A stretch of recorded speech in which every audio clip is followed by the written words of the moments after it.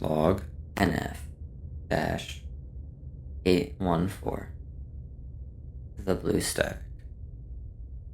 Location, Portland, Oregon.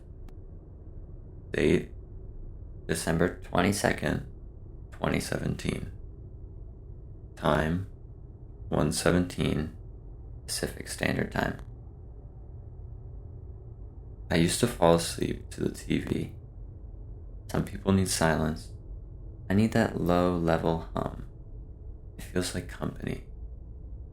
One night in December, I woke up to blue static. It wasn't the usual gray fuzz. It was deep electric blue, almost glowing. It filled the screen, shifting and pulsing. It made a faint humming sound, like a distant generator. I blinked and reached for the remote. The batteries fell out. I cursed softly. I got up to pull the plug. As I did, words formed in the static. White line traced. Hello. They spelled. I froze. My heart hammered. The letters faded. More appeared. Can you see me? I whispered. Yes.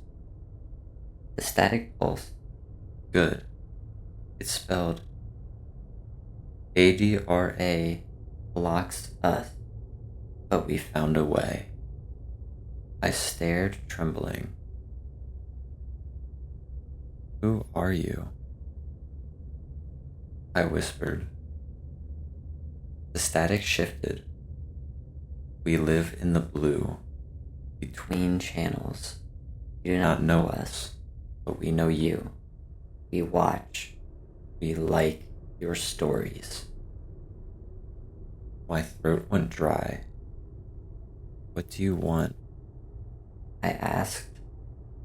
The static swirled. To be heard. It spelled. To get out. I stepped back. I can't help you, I whispered. The blue brightened. You can. It spelled. Tell them. Tell who? I asked. The letters flickered. ADRA. I laughed a little hysterically. I don't know them, I said.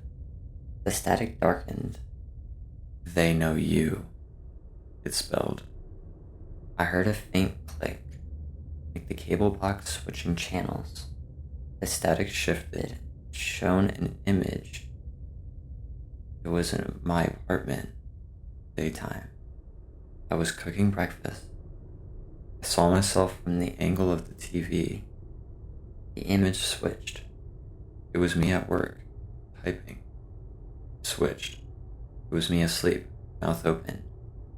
I felt sick. Stop,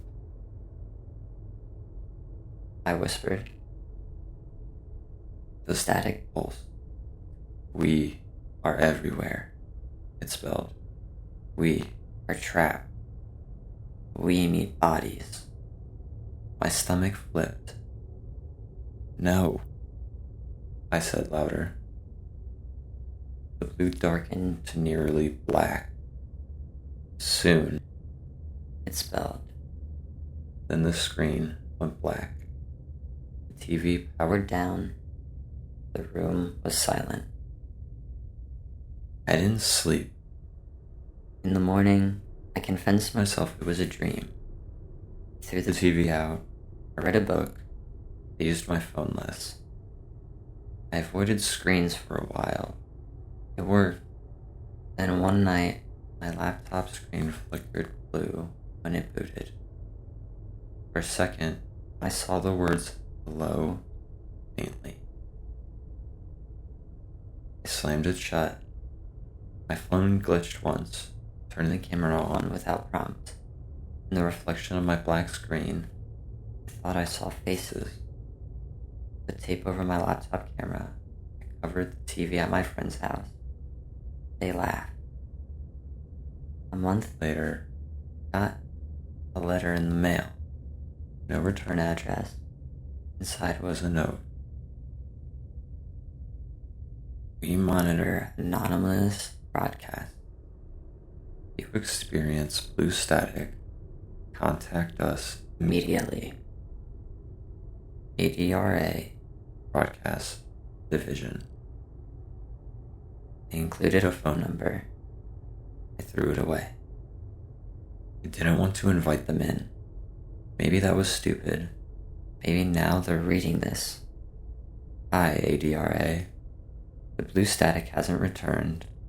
Or maybe it has, on someone else's TV. Maybe they're between channels waiting. Maybe they come through static, through any medium we ignore. Maybe the hum I love isn't company, but something knocking. I still fall asleep to noise, but now it's podcasts. My phone never hums in a frequency I don't recognize. Turn it off. The other night, I heard blue static in my dream. It hummed like a generator. It whispered, "Can you see me?" I said, "No." It whispered, "Soon."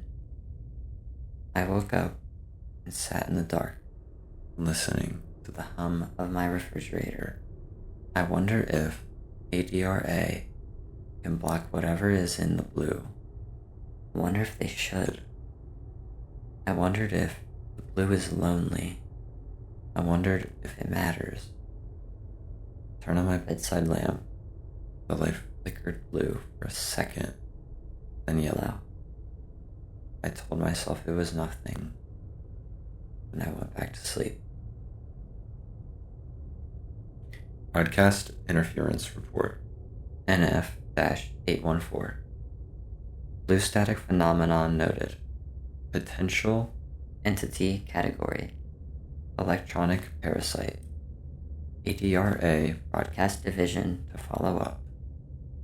End log. Log NF-784. No return road. Location near Marfa, Texas.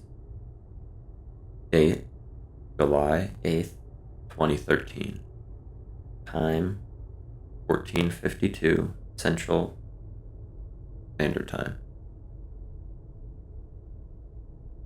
West Texas roads can feel like you're on another planet. There are long stretches where you don't see another car for an hour, and the radio gives way to static. I was driving from El Paso to Austin, taking Highway 67 before cutting east on a country road to see the Marfa lights. My GPS said it was a quicker route.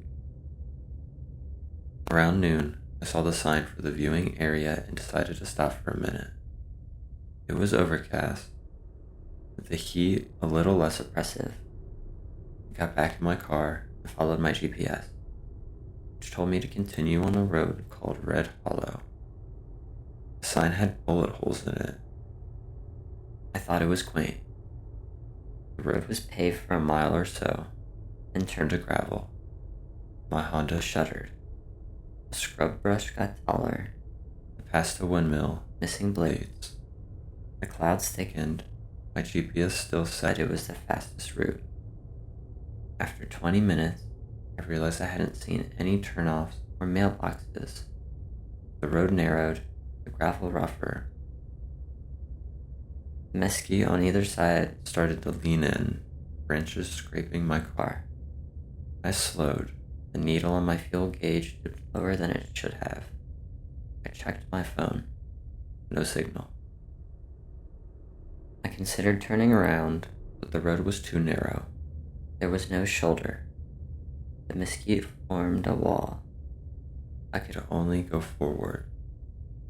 I told myself it would eventually widen or intersect with the highway. The clouds lowered until they brushed the tops of the mesquite. It felt like driving through wet cotton.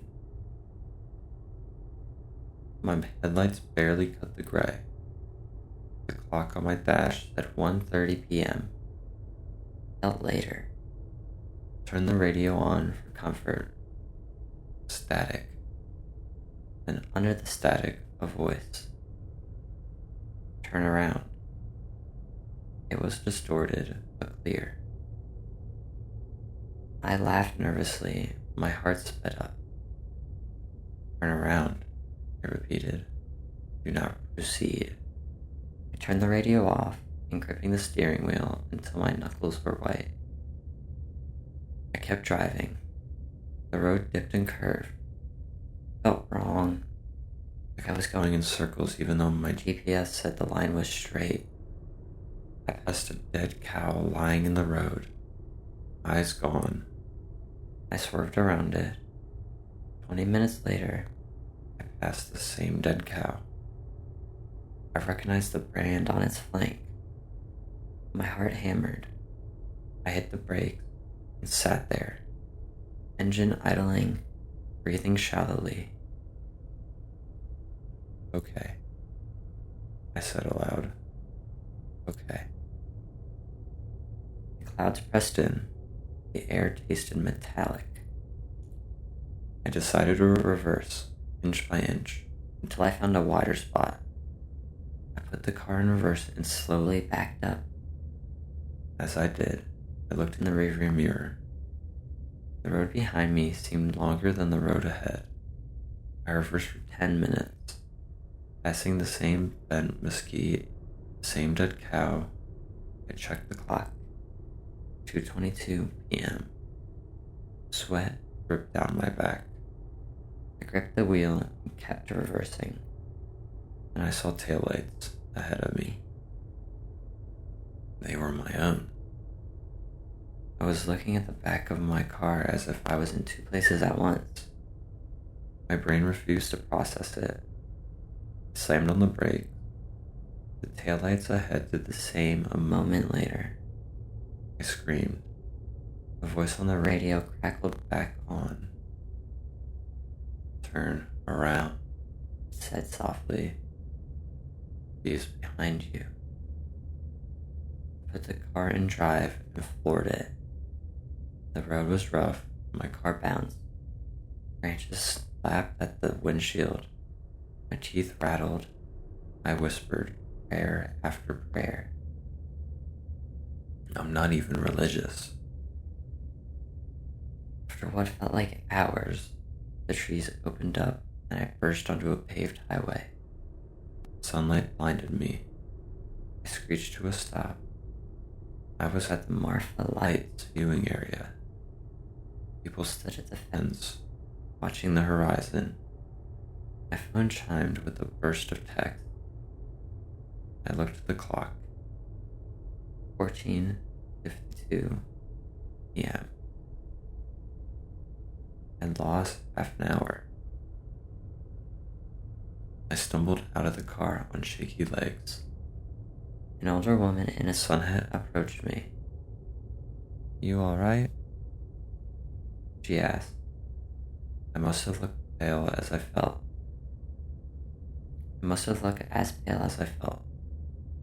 I nodded and laughed weakly. Road was weird, I said.